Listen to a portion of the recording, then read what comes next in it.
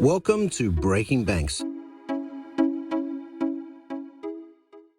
Today's show is a real scorcher, just like the weather across most of the world right now. Brett and I host our old friend Divine to talk about his new startup. It helps the systemically excluded build wealth. We're joined by Denise Quashie, former entrepreneur and now head of the Amazon Web Services Impact Accelerator for Black founders that Divine and Solvent are going through right now. It includes a $30 million fund for underrepresented founders. In the second half, Ben Borodach, co-founder and CEO of the tax platform April, talks to me about, well, how to make taxes less taxing. I am a hard one to convince is a serial requester of extensions. Divine, it is always great to have you on the show. Mainly because I like to say Divine. And you're up to something else that also has an exceptional name, Solvent. But catch us up on you haven't been on the show in over 2 years. It was the pre-COVID era. Walk us through this amazing journey your life is an amazing journey, but catch us up to speed. What is going on right now and what is this new part of the journey? Yeah, I was in I had moved to Silicon Valley. I got into corporate before we last spoke. That whole thing was like just amazing for me, being able to break into corporate and in Silicon Valley and be around that whole ecosystem and learn so much. I ended up going down to LA. From there, I was still working on Black FinTech. That's what we last spoke about last time I was here. And the pandemic ended up hitting. Before the pandemic hit, I moved back to the East Coast. And over the pandemic, I just had this idea in my head that wouldn't leave. Black really didn't come together the way that I wanted it to. So I said, I need to move on from that. And I started figuring out, like, what's next for me? What am I really good at? Where my talents lie? But thinking through all that, it was really just this idea in my mind to empower the demographic I come from. I really was looking at financial empowerment and wealth building, not just financial literacy, but how do you take financial literacy and then leverage that and go to the next level? And for me, entrepreneurship was a key thing. So I kept the same idea around financial literacy and entrepreneurship education, but really I started focusing on the financial empowerment and wealth building components. And I started thinking about that over the pandemic, started getting to work on, the pitch deck, just flushing out the idea of what I wanted this to be, and really organizing my thoughts around it, built the website, did all that. And when I had those front-facing pieces together for both investors and the public, I started applying to accelerators. I came across the AWS Impact Accelerator for Black founders. And when I saw that, I liked their approach. I liked the positioning of what they were trying to do, doing this in a whole different way. And I was really impressed with it. So I applied and I got in, which was an amazing, I can't even describe it. I really had tears in my eye when Denise called me up and we were on there with Howard Wright as well. And she was like kind of like leading me on, not really like telling me, oh, you got to accept this. She's like, oh, I have a few more questions for you. So I was like, all right, cool. So I'm answering the questions. I'm like, dang, I hope this goes well. And I hope I say the right things and all that. And then she asked Howard, she gave it to Howard. And she was like, Howard, you got anything else to say? And he was like, well, I really don't have anything to say, but I want to make a statement. And he laid it on me. Congratulations, you're coming to, you got included in AWS and you're coming to Seattle. And I was just like, just amazed, man. Yeah, for the listeners not seeing the video, Denise was grinning ear to ear on the slow roll. Denise, you're an entrepreneur yourself within Amazon because this accelerator really is your baby.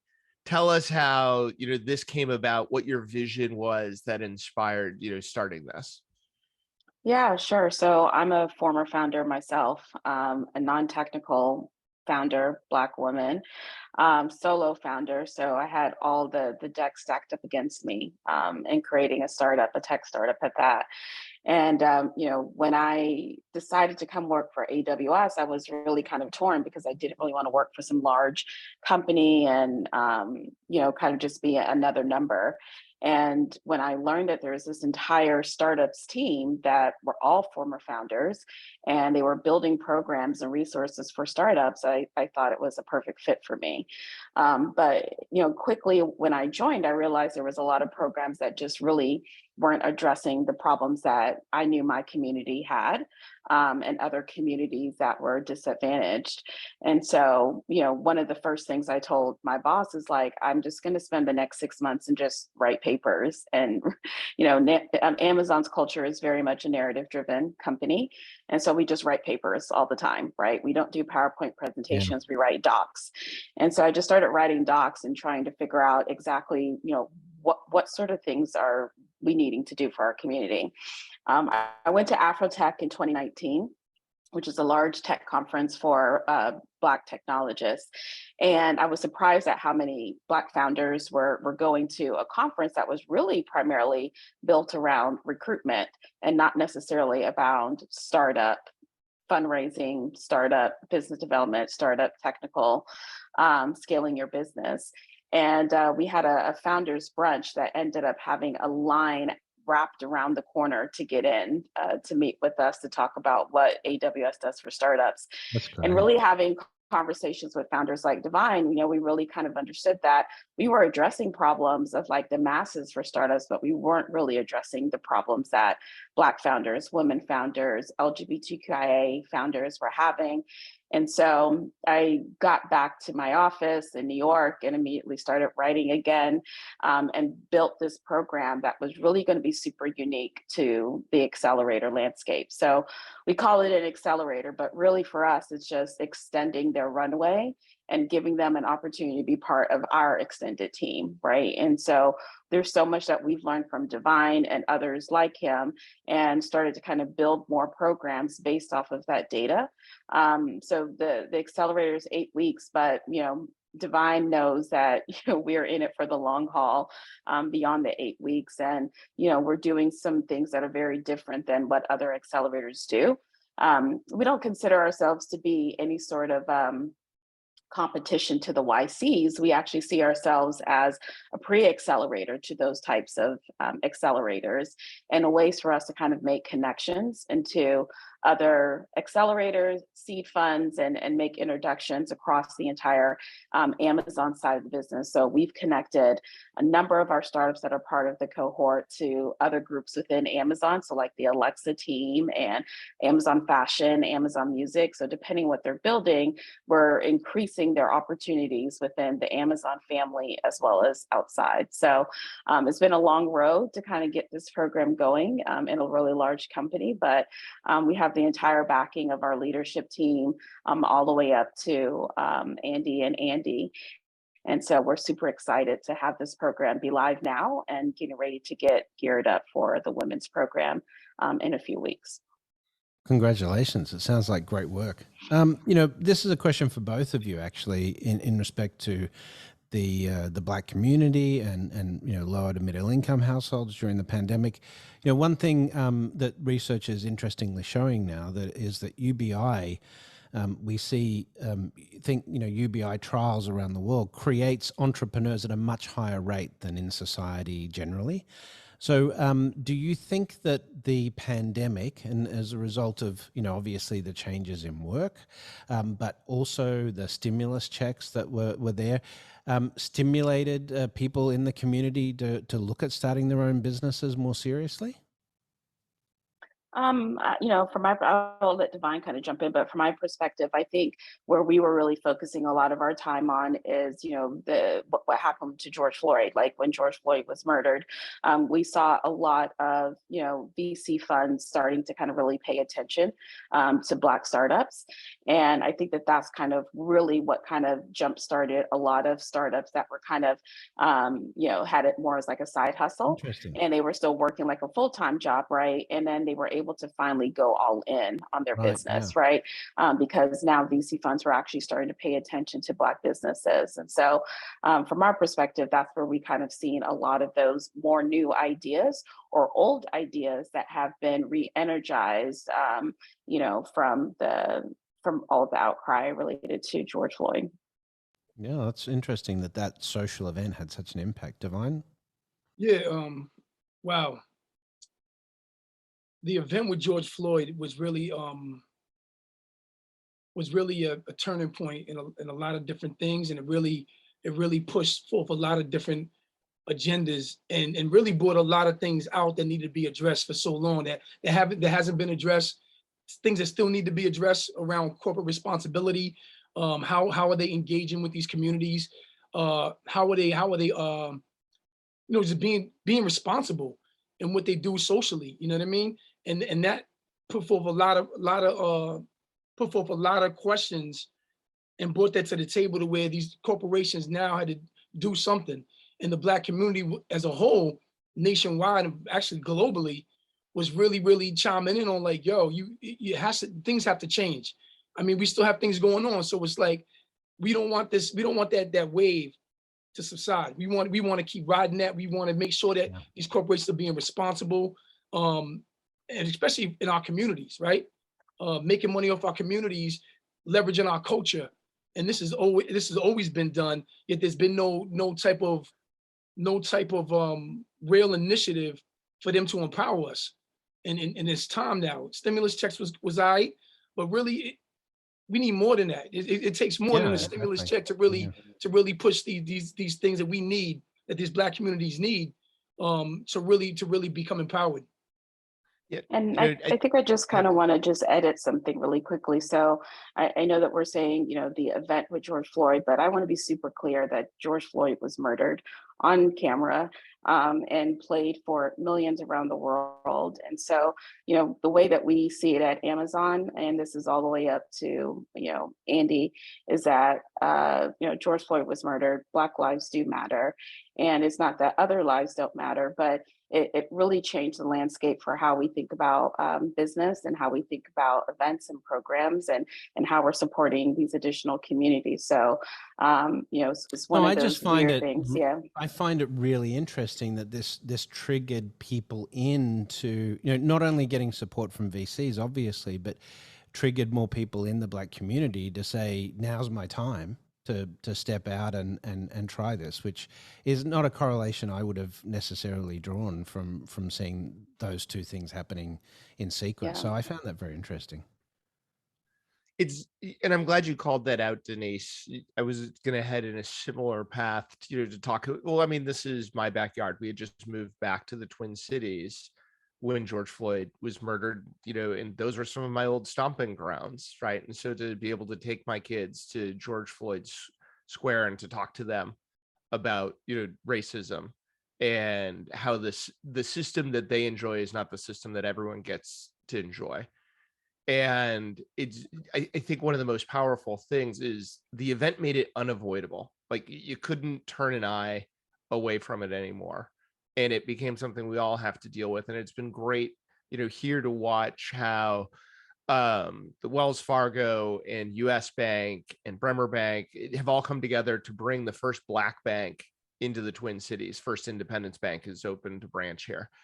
But, I'd love to go personal for a second, because the data is the data that, less than 3% of venture capital goes to Black founded startups.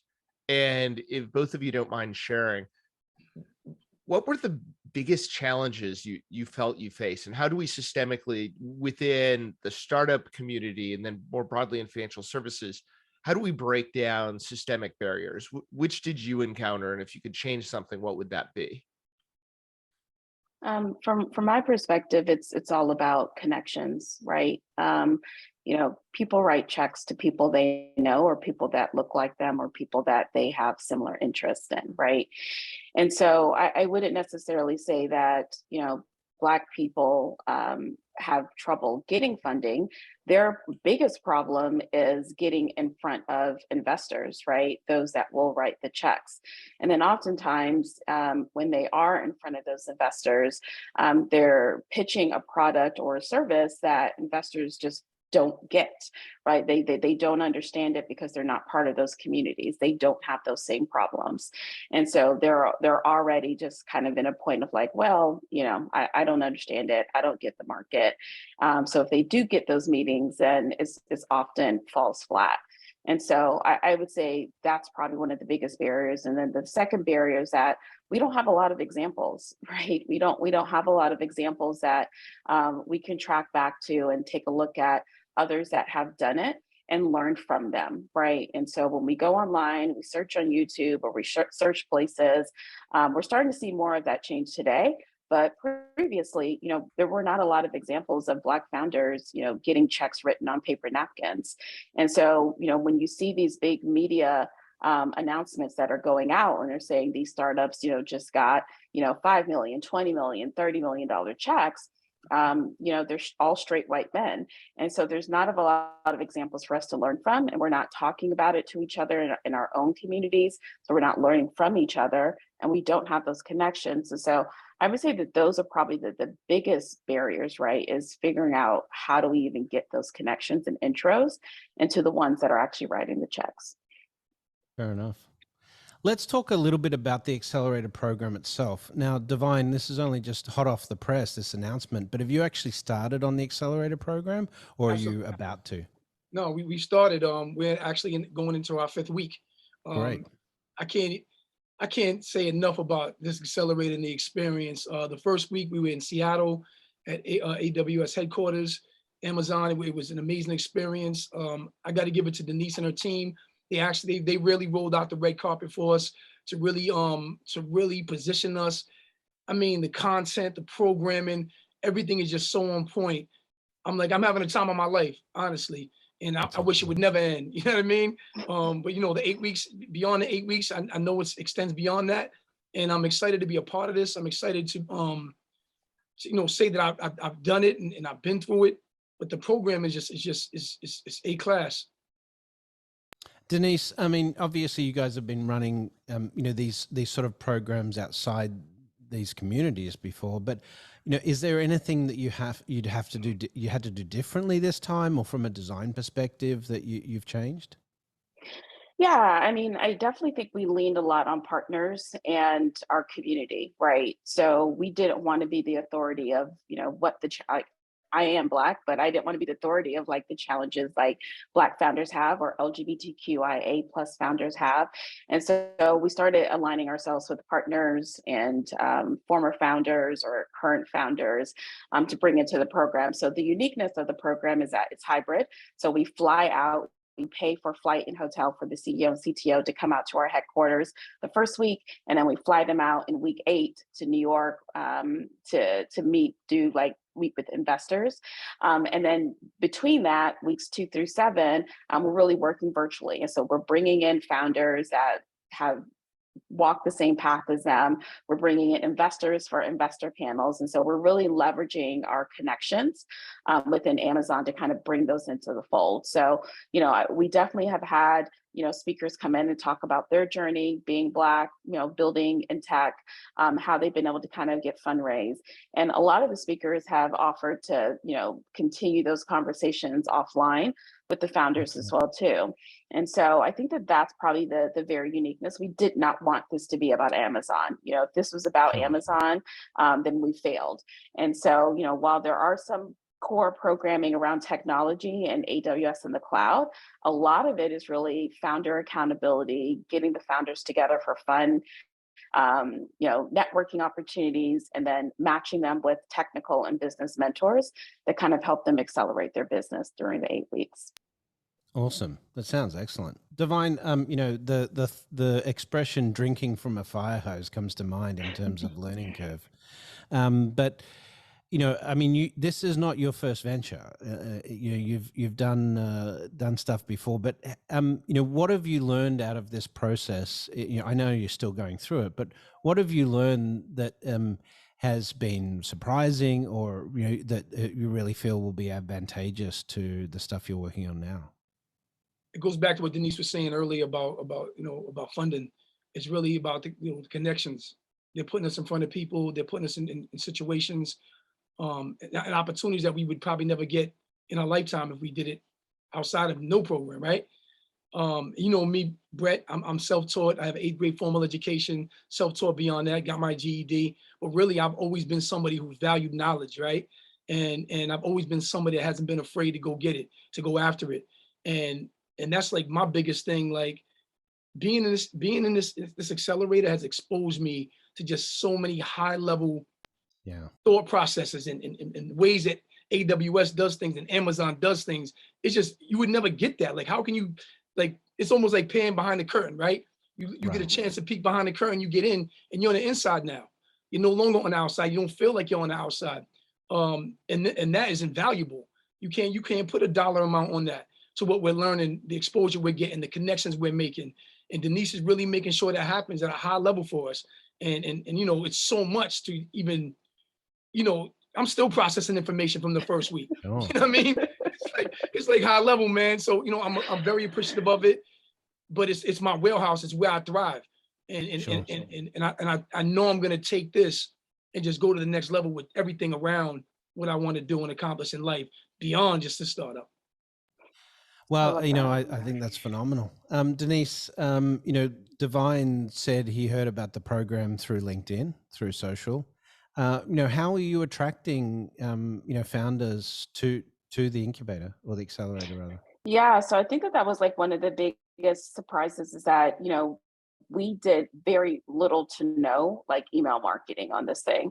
You know, we were very strategic about, you know, getting on LinkedIn, posting on LinkedIn.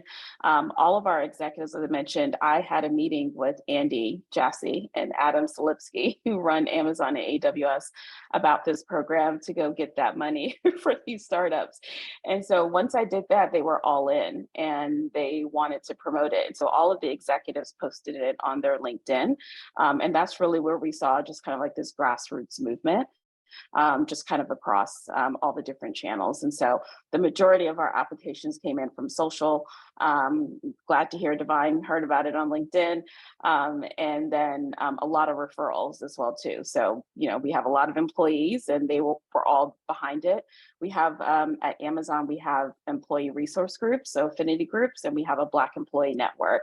And so the Black employee network was very instrumental as well in promoting it to Black employees at Amazon, and they wanted to see it succeed. And so there was a lot of referrals that came in. So really it's through community, right? We wanted to kind of find startups that were kind of right at that right spot that we felt were really good for this program and tap into our connections and our networks and put this in front of them. So as we look forward to women's program, we'll do a very similar rollout on social, and then we'll align with specific women group programs that target women startups, women-led startups, and do a very similar promotion. You know, we've got a couple of regular guests on the show, like Lita Griffiths and Theo Lau and others who are big proponents of women in tech. So I should put you in touch with them as well separately, because I think they'll be helpful at a minimum for helping you promote and get the word out. What's the timeline like on the women's program? Yeah. So applications actually open this month. So we're looking at the 18th, but it might be a little bit later just because we're really focused on week 8 for Black founders. But it will be in July. Applications will run for about 3 weeks. And then we're looking for the program to kick off in September. So just like Divine mentioned, that week 1 will be at our headquarters in Amazon, Seattle. So on that point, you know, how can people find out more about the accelerator program in general? Yeah, so they certainly can follow us on LinkedIn. It's probably one of the best things. So AWS Startups on LinkedIn, that's where we'll post the links. But we have links there to our Black Founders page. We'll be posting the link to the Women's Founder page. If they're interested in learning more about the 25 startups that were selected, they can see that on LinkedIn as well too. So just AWS at AWS Startups on LinkedIn. It's probably easier than giving you a very long link. And they can see the 25 startups that were selected, learn more about what Divine is building, as well as the 24 other startups that are building as well too. Yeah, I mean, I don't want to take the limelight away from Divine, right? But can you mention some of the other startups that you know you find are particularly unique? Yeah, it's hard to pick one or two out of the bunch of 25, but we have a startup called Church Space. They're doing something really interesting. They call themselves the Airbnb of church spaces, and so essentially there's they have a lot of data that shows that a lot of churches have event venues and they've gone unused and unutilized. Wow. And so they're utilizing the spaces. They've created a platform that's booking, and it allows church pastors and owners of churches to be able to kind of maximize their funding, right? And for leveraging out those spaces. And so nonprofits, schools, those types of things are wanting to utilize spaces, and they can use these venues. So I think that's a really cool one. There's also this other startup called iGauge.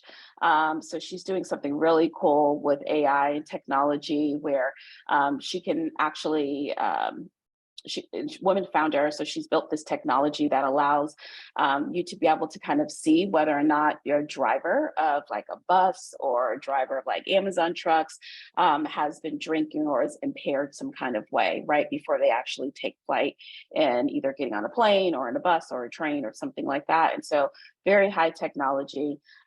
We have another startup, another woman founder called SciDeploy is a startup. And so she's building a security SaaS platform. So there's so many. There's a ton of them that's building really cool stuff. And then there are some healthcare startups that we have as well too. So this woman founder, her name is Elise. She's building a startup called Care Copilot. And I actually love this one because my grandmother actually has dementia, and my parents are her main caretaker. And so Elise went through the same exact thing, and she didn't know what to do or where to go or how to care for her mom who had dementia. And so she's developed this marketplace tool that provides guidance and counselors and tooling that allows you to kind of understand, like, where do you go? How do you get help? How do you file for different types of Medicare supported opportunities? And I love that because I think America is one of those types of countries where we just don't care about our vets, and we don't care about our elderly. And talking more about, elderly care is so important. And so I love that what she's building. And she's a solo founder, technical background, and then a woman founder. So again, I just can't pick one or two. I can go all day and talk about these really startups, compelling stories. We have a good range from finance to technical to healthcare, education, and even travel startups as well too. So a lot of good fun ones. Now, Divine, I know you guys are in stealth and it's early on, but what can you tell us about this latest venture, and how can our community help? Solvent, financial empowerment and wealth building platform focused on the system impacted. Normally, when you hear, when you think system impacted, you automatically think incarcerated, formerly incarcerated. However, we're really redefining that, and we broke that up into four segments. First of all, socioeconomically disadvantaged, formerly incarcerated, the family, friends, and loved ones of the formerly incarcerated and or incarcerated, which is they're often overlooked, and the fourth being the incarcerated. So that being said, we're actually in talks with some really, really major companies. I can announce that I'm announcing it here first, that we have a sponsor bank. So happy about that. Fantastic. And we're in talks. Yeah, we're in talks with MasterCard and Visa, kind of see where we're going to go with that direction. Right, for your bin. Yeah. And we're focused just on getting this technology done, and really launching this big. And I'm excited about week 8 in New York City. Can't wait for that. Awesome. Well, let us know how we can help. When you get closer to launch, we'll be happy to get you back on and support the process. And Denise, if there's any others in the fintech space, in either this program or the WIMS program that you're kicking off, for sure, let us know how we can assist.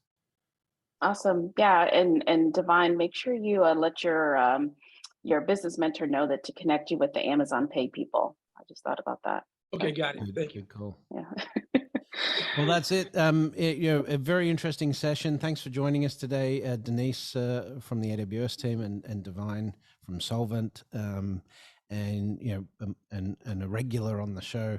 Great to have you back on, Divine, and stay well, brother. And I hope we can catch you, when you're back in New York, hopefully. Likewise. Thank you so much, Brett. Appreciate you and the team. Thanks for having me. Thanks, Divine. Thanks, Brett. All right, guys. Well, listen, we're going to take a quick break, and we'll be back after the break with some more fintech goodness. Often taxes end up in a silo, right? And part of that silo is almost excluded from how we think about our financial lives. It's a one-time event rolling into April 15th, or in my family's case, one that happens after our extension's about to expire, right? Where we scramble around it. And I'm curious, as two people who spend way too much time actually thinking about the role of taxes, what do you think the industry gets wrong when we think about taxes?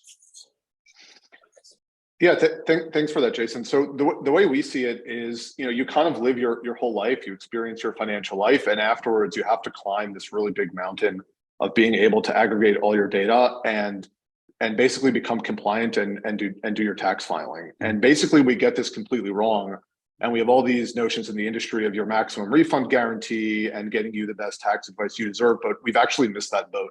The time to get you that advice was actually during the fiscal year. It ended at the end of December. And what we need to do as an industry is have a paradigm shift, switching the way that we think about taxes from this one-time retrospective to something that's more continuous and engaging, helping consumers create strategies throughout the year in order to get real financial wellness and financial inclusion by leveraging the tax code to their unique situation.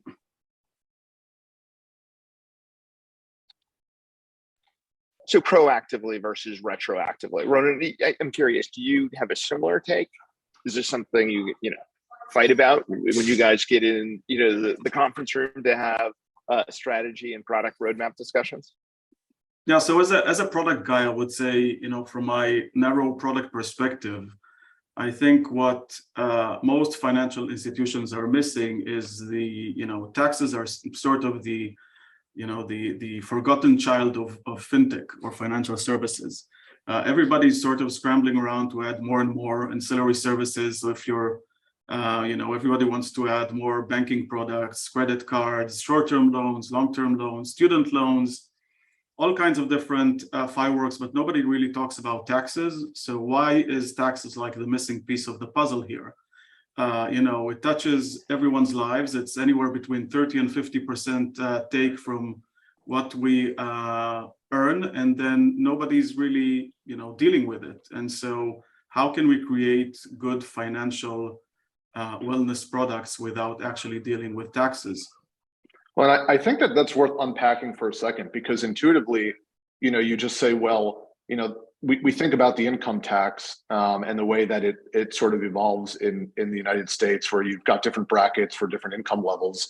And so that should theoretically be pretty straightforward. You calculate, someone's tax, but then you realize that in the US, this is actually tied to a lot of our socioeconomic policies. We're distributing $60 billion through the earned income tax credit. We treat employees differently than we treat contractors. We have benefits for retirement, and the list goes, on and on. And so when we talk about sort of the need to have proper tax planning, this is what we're actually talking about. How do you help the mass market, just regular people, actually take advantage of this? Because it's really complicated. It's kind of endless, right? You could hire a professional and spend hours, and it's not economical, and it's not really within grasp for most people. And so what we're talking about is in a digital way, how can you think about making the tax code, the implications to a specific individual by understanding who they are, not just their financial situation, but also how many kids do they have, or do they own a home? How are they saving for retirement? And how do you help them create a proper structure that makes sense for them? Where's the biggest gap in this? So, it is such a big problem, and it's long been talked about, by some of, the suppliers who make tons of money doing this. How come no one's been able to address it properly? I think it's just because it is a very, very complicated domain. So, we joke about the Moore's law of taxes. It's just going in one direction. The tax code keeps, increasing in size exponentially every couple of years. I think by now, if I'm not mistaken, the US tax code is like 4 million words in aggregate, spread around over 800 different forums on the IRS's website. So it is a very difficult problem to tackle. But I think what people are missing is that all of the relevant data is already out there because people use digital platforms. And so the way the current solutions are siloed is just because, these are platforms that were built, 30, 40 years ago, when access to data wasn't really digitally available. And now where the data is available, then leveraging that data to really create a continuous experience is something that, as a vision definitely exists. So I think my take is just now the timing is more sort of ripe than any other time in the past, because data is there, consumers are there, consumer behavior is there by using digital tools. And so I think that creates the perfect storm for taxes to become way more smarter in the way we deal with it. I think the obvious. Oh, go ahead. Yep, go ahead, Ben. I was going to say that the obvious sort of question that we sort of looked at is, how crazy is it that we go all year long and we only find out what our tax situation is a few months after the year? And for some people, that's going to continue because they've got really complex structures, or they're a minority owner in a business, or they have K1s and they're participating in a fund, and so those things might continue. But certainly for your prototypical person that's earning a wage, I mean, you can forecast this thing pretty reliably. So shouldn't we, just like we have a credit score, we have credit balances, like shouldn't we be able to tell you, like with some reasonable margin for error, roughly what your tax situation is going to look like, and then give you the opportunity to adjust that to make sure that you're up to date, you're not going to get penalties? Or if you're overpaying, average tax refund in the United States is over $3,000 this past year. According to the IRS website, like that's a lot of money. Average consumer credit card debt is over $5,000. Like there's opportunities to help consumers better manage their P&L throughout the year, reduce their interest costs, improve their creditworthiness. And this all sort of like stems from tax as an undercurrent or a linchpin, and being able to pull on those levers. And one of the things that I wanted to build on that Ronen said, which is sort of the why now. And so the tax code is robust. It keeps growing. And you've got federal, you've got state, you've got local. And to be able to create a picture for someone, you have to be able to harmonize these different pieces. And over the last couple of years, what we've seen is actually a maturation of data science and machine learning capabilities that took this really arduous challenge of basically translating the tax code, which is just law, into algebra, from something that would take hundreds of people and many years to be able to do, which is why we haven't seen many new entrants in the space, to something that's actually achievable through human-assisted AI and data science using various no-code capabilities. And so now you can get that done in maybe 2 years and a couple of dozen people. Well, you started to answer my question. I think of the tax code as like the universe, ever expanding, right? Just keeps, the farthest reaches keep changing and going further and further. And the complexity of someone's life is also not static, right? So I need to find this intersection of how do I find the right point in that person's arc in terms of, I had a child like Kevin, or I no longer have dependents, or I'm retiring, right? And that changes, you called it algebra, but I mean, is it truly algebra, or are we getting into some more complex mathematics here in terms of the analogy of the problem we need to solve? Well, I think you have to distill them into two, right? And actually, I think that's sort of one of the major opportunities in the market, is if you look at the products and the way that the market thinks about tax today, they think about forms. And so you've got a 1040 form and a Schedule C and a Schedule D. And so we ask you questions that relate to these forms. But actually, that's not how most people think. Most people think about their family and their wage and their home. And so if we can help people kind of build a profile around them and then run the tax code in the background, this sort of obfuscates the complexity and helps the person focus on the pieces of information that are actually really important, which is like, I had a kid this year, that's going to impact my tax situation. It's also going to impact my financials and how I should plan. And tax can be a great prompt, to surface that information. And that's sort of how we think about it. When you think about the tax law and the tax codification itself, I mean, ultimately, it is algebra. We're talking about sort of addition, subtraction, multiplication. The challenge is that you have lots of exceptions and you have lots of interdependencies. And so being able to deal with that in sort of in a computer science, data science driven way is what allows you to basically offer a much more simplified offering to the consumer. And we saw that already this year. I mean, the average person was able to get through our tax flow in about 15 minutes. According to IRS reported statistics, that number is several hours on average. And so this is a belief of sort of taking this time which is arduous and not that productive, and actually using it as something which is kind of like a federally mandated financial health check, and taking that into something that we can make into sort of a more constructive use of time, and then taking that data and helping you make use of it to make better informed financial decisions. Yeah, I would also add from a user experience perspective, it's not just about doing the math right, it's actually making the tax code more accessible and more understandable. I mean, we were super surprised to learn that, you know, one of the most common questions by consumers are, what are dependents? And now that might sound a bit funny, but actually if you go to the IRS's website, there is a 4-page long PDF that explains what are dependents. And so can't we really create a much better user experience explaining what are dependents, you know, using a much more, I would say, modern tone of voice and how you convey all of these tricky questions. So things about, you know, your status, your family status, and even the most basic things that you would assume most consumers will know are not that trivial apparently. And so I think it's getting the math right, but actually also getting the whole user experience around that in a much more accessible way. What other surprises did you uncover that you either took for granted or were non-obvious that would be challenges to delivering a solution like this?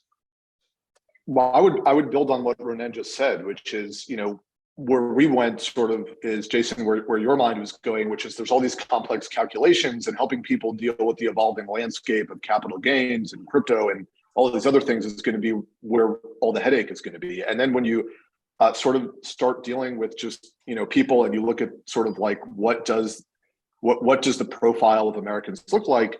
You realize actually that a lot of the complexity where people get tripped up are these questions of like, how many dependents do I have? Well, most of us probably interpret that as how many children do I have? But from a tax perspective, there are real implications of which spouse maybe gets to claim that dependent and how much credit they get back. So for example, we have about 1 million divorces a year, I believe, in the United States. And so that means 2 million divorced people. You compound that over time. You've got a lot of people that might have children, and how that gets allocated from a tax perspective, first of all, is difficult. It can be emotional. And it's not always straightforward. We actually saw this year that there were spouses that alternated years on who got to claim the dependent, but then sometimes that gets mixed up and it can get, submitted to the IRS and it gets kicked back, and you have to help people correct it. So it's these questions which often pertain to the sort of someone's life at the end of the day, it also could be like filing status. Is it married? Those questions around married filing separately, married filing together, head of household. These things can get people tripped up, and it's intimidating. And so a lot of the process is just, sort of smoothing it out and giving people the confidence that they can do this, and that their circumstance is something that the law is accommodated for, and sort of not getting them flustered. So I love the idea of confidence in this, because I'd say no one necessarily feels confident in the US about, their taxes and the status and the answers they give, right? No self-incrimination here. How do you go about when you don't have a person on the other end of this? How do you build confidence in both the process and the tool to get them there? Ronen is our resident product expert. Yeah, why don't you take a cut at that one? Well, I think first of all, creating trust within fintech or financial services is always difficult. It's not just a small iOS app where you download, play a game, and you forget about it the next morning. So I think the real challenge here is really creating that bond between us, the consumer, and the partnering financial institution. And I think because we work through other financial institutions, it's let's call it a B2B2C model, then in part, we already rely on the bond between the financial institution and its customers. If you're banking with the same bank for the past decade or so, you've already built a certain trust. And so when that bank partners with us and we create that holistic product together, then it's something you can trust. But of course, it's not just about the financial institutions. We go through lots of product tweaks along the way to create that comfort where as I've said previously, the UX actually creates that comfort, that tone of voice, that somebody is actually working for you behind the scenes versus you working for the taxman. Hope it makes sense. No, it does. And when you think about smoothing this product and process out, you're still living a little bit in the middle ground here of how do you help them kind of smooth out on a year basis. When you look into the future, right, with the beachhead you've built, what's the big vision around how you incorporate tax and get people to think about this as a lever that can be pulled, just as investing in their 401k and what their asset allocation is and the mix and what they do, and what other parts of the system do you begin to integrate with? I think it's twofold sorry, Ben. No, go ahead. First of all, I really think, and pardon the cliche, I think, taxes should be working for you versus the other way around. And I think things like when you say, something like tax planning, you immediately think about America's top billionaires who pay almost nothing because the system, quote unquote, works for them. I think people, regardless of their income level, should have proper planning where the taxes actually work in their benefit. That's one. And the second thing, I think, when it comes to the actual filing, my sort of audacious vision is to get to a part where we frictionlessly file, meaning we already work for you all year long behind the scenes.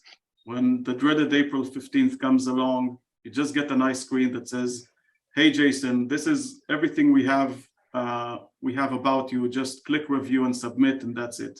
You don't have to spend 2 weekends in your basement parents or take a couple of days off work, start getting all of that anxiety bundled up together. So I think in terms of vision, this is where we want to go to.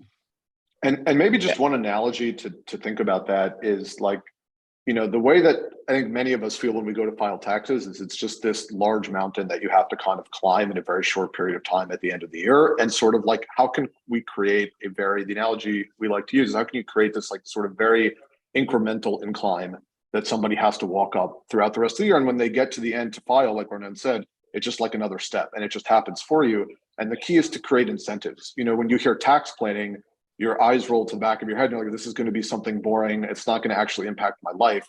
But I think it's about showing people that this impacts their bottom line, that by, engaging in this, they sold one stock at a gain and there's another stock in another brokerage that they didn't realize that they should sell at a loss to offset that. And it's about identifying those opportunities and building the awareness that this is putting money back in their pocket. Listen, if you can solve what feels to me come spring, like I'm smacking into a cliff, not even a mountain to climb, but, make it that gentle incline, I think that is something definitely worthy of a problem to solve. So for listeners interested in either partnering or getting the app, where can they download it, learn more? How do they get on to that gentle arm wrap? Yeah, I mean, April is going to be the fastest way for fintech to easily and rapidly deploy personal income tax products. So we're available, as a service to fintechs in the United States. We're working today with some of the largest digital banks, large financial institutions, adjacent players in the payroll space and employer space.